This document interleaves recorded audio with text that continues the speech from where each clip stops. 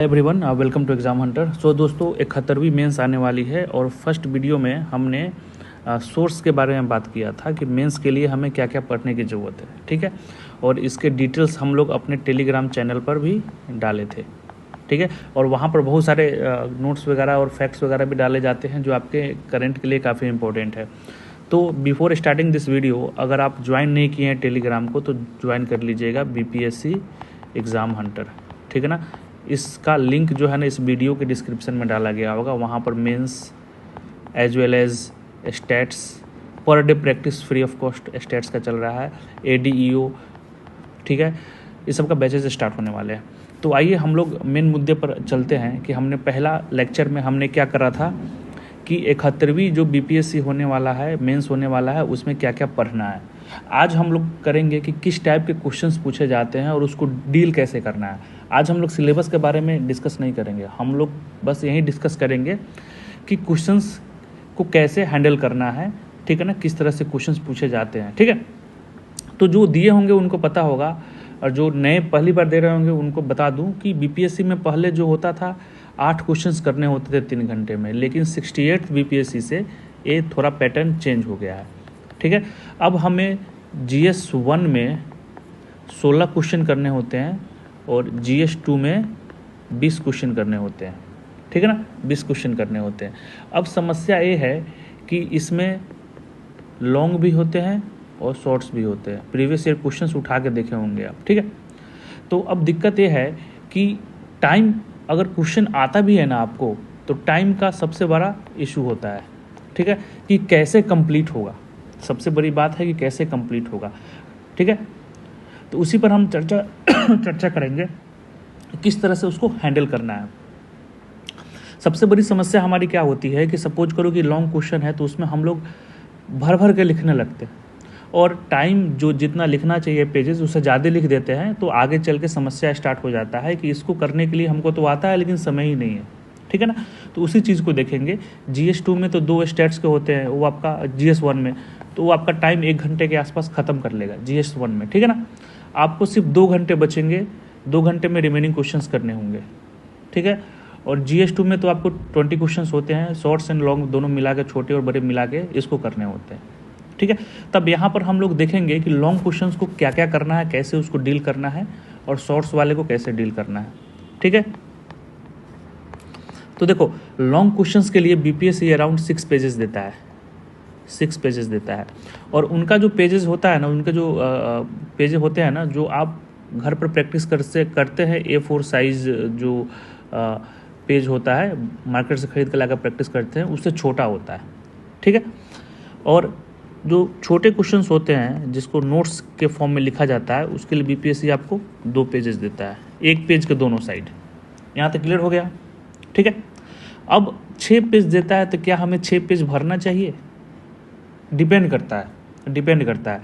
देखो, अब एक का जो राइटिंग होता है ना, राइटिंग जैसे वर्ड बहुत बड़ा बड़ा लिखता है, ठीक है ना। एक पेज में सपोज करो कि वो 70, मतलब एक पेज में वो 150 के आसपास वर्ड लिख दिया या 100 वर्ड्स लिख दिया, ठीक है ना। कोई 150 वर्ड लिख देता है और कोई 100 वर्ड, या कोई 80 से 100 वर्ड के बीच में ही वो पेज भर देता है, ठीक है। तो जो छोटे छोटे लिखते हैं वो तो कम ही लिख पाएंगे। अब बड़े बड़े जो लिखते हैं उनको हो सकता है कि 6 पेजेस भर जाए, ठीक है ना। लेकिन हमारे जैसे बहुत छोटे छोटे वर्ड्स हमारे होते हैं, तो स्वाभाविक सी बात है कि 6 पेज भरेगा नहीं। तो 6 पेज इसलिए देता है कि आपको पेज की कमी ना पड़े। वो कभी नहीं बोला है कि 6 पेज भरना है। हमारा एग्ज़ाम का मेन टारगेट होना चाहिए, टारगेट फर्स्ट क्या होता है कि हमें सारे क्वेश्चन को कंप्लीट करना है। मतलब एग्ज़ाम हॉल में एक भी क्वेश्चन ना छूटे, ठीक है। एग्ज़ाम हॉल में एक भी क्वेश्चन ना छूटे, तो हमेशा ध्यान रखिएगा। और वो कैसे होगा? वो आपकी स्पीड पर होगा। आप कैसे प्रैक्टिस कर रहे हैं, कितना प्रैक्टिस कर रहे हैं, उस समय स्ट्रेटजी क्या है। 6 पेज भरने के चक्कर में क्वेश्चन छूट सकता है, तो जो ही नहीं है, अगर वो डिपेंड करता है आपके स्पीड पर। 4 से 5 पेज भर सकते हैं आप, 1 पेज को छोड़ दीजिए, नंबर उतना ही मिलेगा आपको। 6 पेज भरने पर नंबर ज़्यादा नहीं मिलेगा। 4 पेज भी लिखिएगा लेकिन जो क्वेश्चंस की डिमांड है उसको फुलफिल कीजिएगा, तब भी नंबर उतना ही मिलेगा। 6 पेज लिखिएगा तब भी उतना ही मिलेगा, ठीक है ना। हमारा टारगेट क्या होना चाहिए कि कंप्लीट करना है सारे क्वेश्चन को। तो जो लॉन्ग जो क्वेश्चंस होते हैं, बड़े बड़े क्वेश्चंस होते हैं, उसमें टारगेट रखिए 4 से 5 पेज, ठीक है ना। आपका स्पीड स्लो है तो कोशिश कीजिए 4 पेज में ही ख़त्म करें, क्योंकि हमारा क्या है, सारे क्वेश्चंस को कंप्लीट करना है। और जो छोटे छोटे होते हैं ना, उसको 1 पेज से 1.25 पेज, ठीक है ना, अगर स्लो है।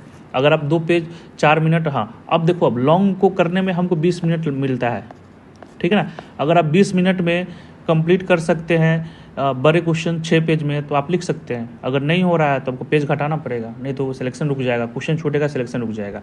और जो छोटे छोटे क्वेश्चन होते हैं 1 से 1.25 पेज में लिखना होता है, और इसके लिए आपको मिलेगा 3 से 4 मिनट, डिपेंड करता है। पहले 5 क्वेश्चन था, अब 6 क्वेश्चन पूछने लगा है, डिपेंड करता है नंबर ऑफ क्वेश्चन कितने हैं।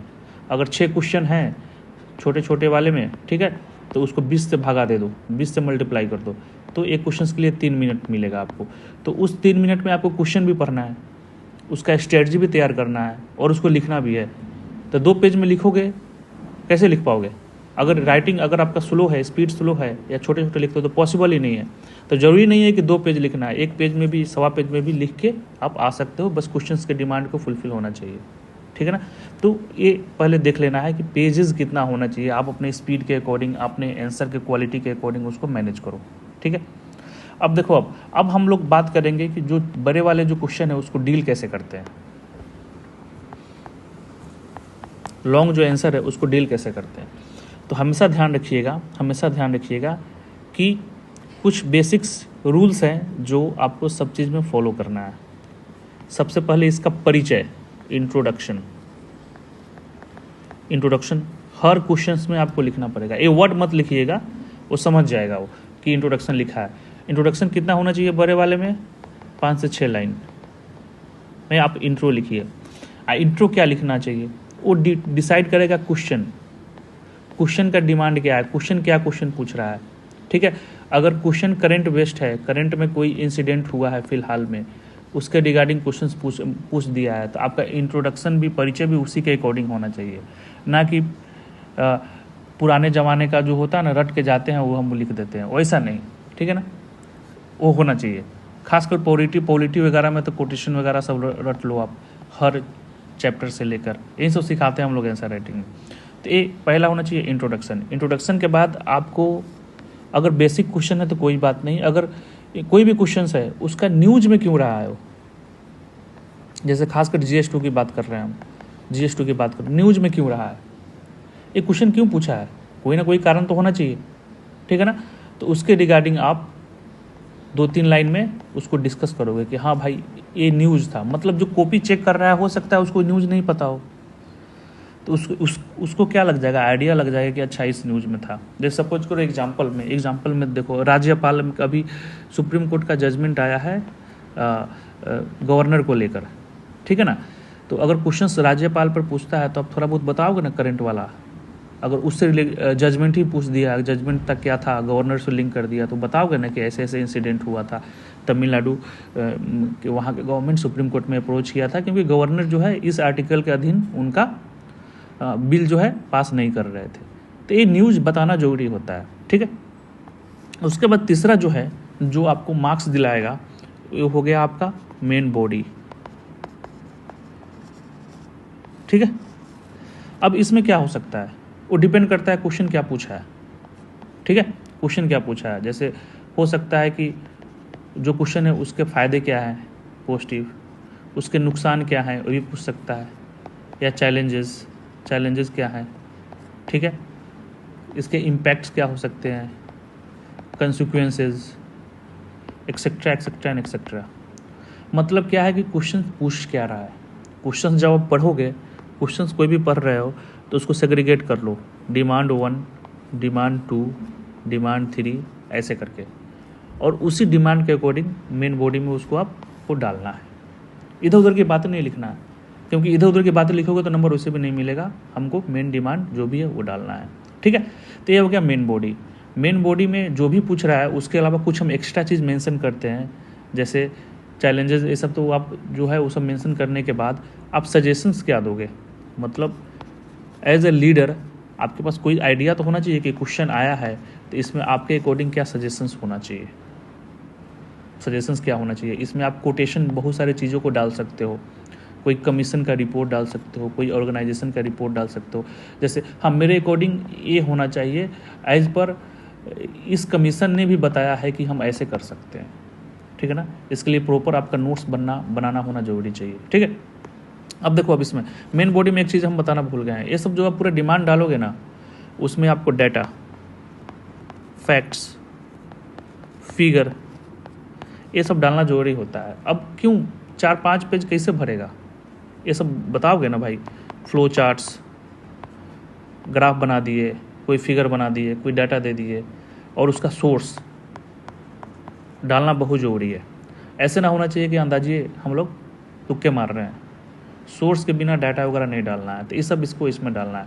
सजेशंस में कोई रिकमेंडेशंस आया क्या, जैसे पॉलिटी में सरकारिया कमीशन, कौन सी कमीशन, ये सब नीति आयोग कुछ बोला है क्या, वर्ल्ड ऑर्गेनाइजेशन में बहुत सारे WHO का कोई रिकमेंडेशन आया है क्या, समझ रहे हो ना। तो ये सब सजेशंस में डालना होता है, ठीक है। उसके बाद हाँ, और इस सब का प्रॉपर हेडिंग भी होना चाहिए। सजेशंस का हेडिंग होना चाहिए। इंट्रोडक्शन तो नहीं, वो ऐसे ही स्टार्ट कीजिएगा, लेकिन इस सब का प्रॉपर हेडिंग होना चाहिए। जैसे पॉजिटिव पॉइंट क्या है, नेगेटिव पॉइंट क्या है, इसके चैलेंजेस क्या हो सकते हैं, ठीक है ना। ये सब सजेशंस होना चाहिए। लास्ट में आपको क्या करना है, इसको कंक्लूजन, निष्कर्ष लिखना है।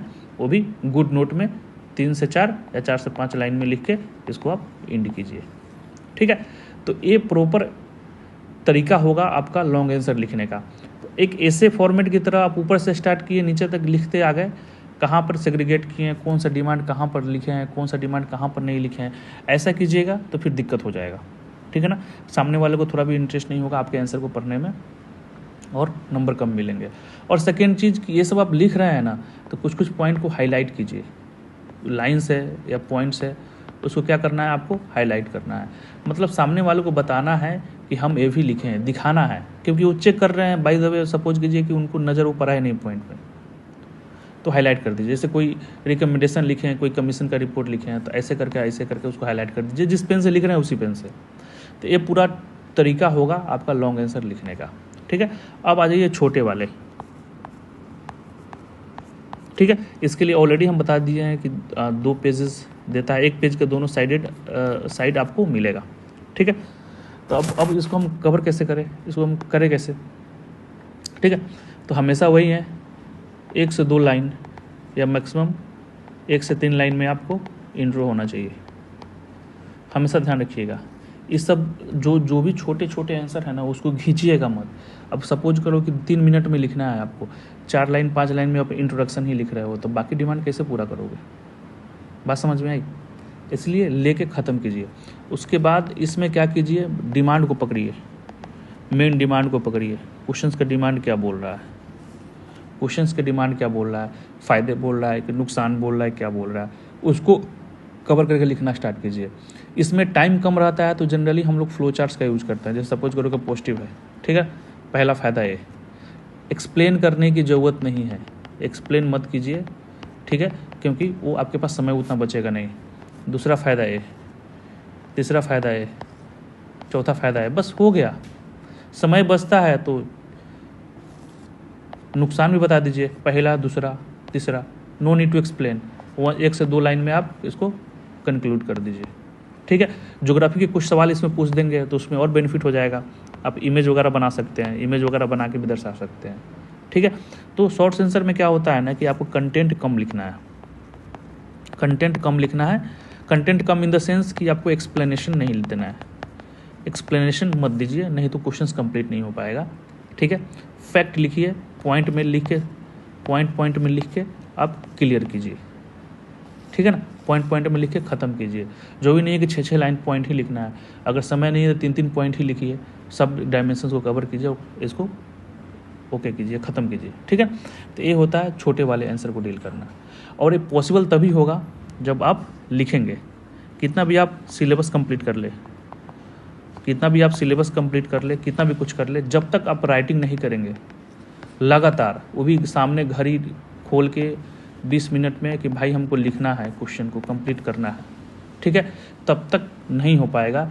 एग्ज़ाम में जाके देखो, एग्ज़ाम में आपके एक तो प्रेशर अलग रहता है, नींद वगैरह प्रॉपर लेते नहीं हैं, ठीक है, और बहुत सारी समस्या होता है। उसके अलावा आपका 5-10 मिनट खा जाएगा स्कैनिंग वगैरह साइंस विन करवाने में, तो वहाँ पर और प्रेशर होता है, और वहीं आपका डिसाइड करेगा स्पीड कि आप अपने घर पर कितना प्रैक्टिस किए हैं। ठीक है, तो आई होप वीडियो हेल्पफुल हुआ होगा। फिर मिलेंगे नए वीडियो के साथ। चैनल